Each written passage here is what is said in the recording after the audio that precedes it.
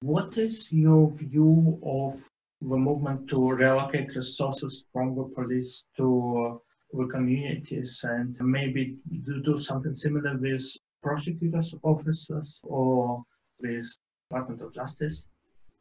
Yeah, I mean, we spend too much money on policing because we've asked the police to do too much. We're asking police to do things that they're not trained to do and aren't good at. They shouldn't be responding to people in mental health crises.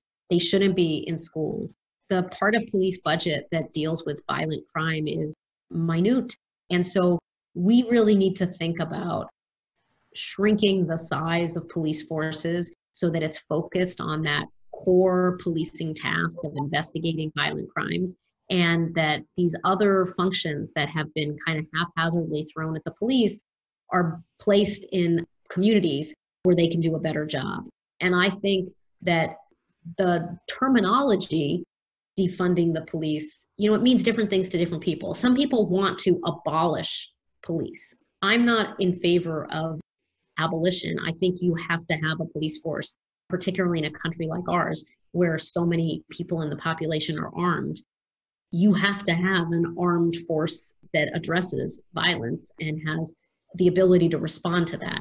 But I think it's important to limit what you want your armed police force doing, and you don't want them going into situations where that's really an excessive show of force, and a different kind of response makes far more sense. So I fully back the movement to reduce the size of police forces, to take money and invest it in better public safety investments. And, I think that's the key. Is this isn't about de-investing in public safety. It's just the opposite. It's about making smart investments in public safety, because the return on our policing dollars, would be the worst investment you ever made. It's like throwing your money in the trash. The clearance rate for violent crimes in most American cities is well under 50%. It's terrible.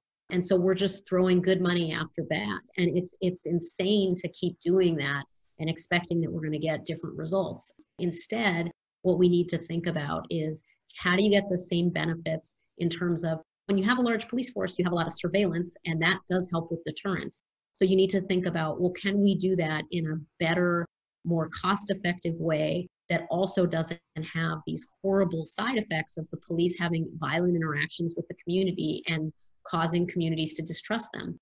And you can do that. You can have other people in the community act in that same kind of capacity as violence interrupters, eyes and ears to keep a tab on what's happening without it having to be an armed police force. You can invest in community initiatives that have been proven to reduce crime. It's just getting past the political hurdle to do that, because the opponents to this, led by police unions, because no one wants to lose their job, I totally understand that, want to paint that as coddling criminals, being soft on crime, setting ourselves up to call 911 and having no one respond. And it looks nothing like that. I mean, that's just a caricature of what's being requested. So I support that. I support, as I said, making prosecutors' offices accountable for the costs that they impose on society. I don't think offices should be expanding. It may be that they should be shrinking in size, but I think most importantly for prosecutors' offices is that they bear the costs of incarceration directly, and that they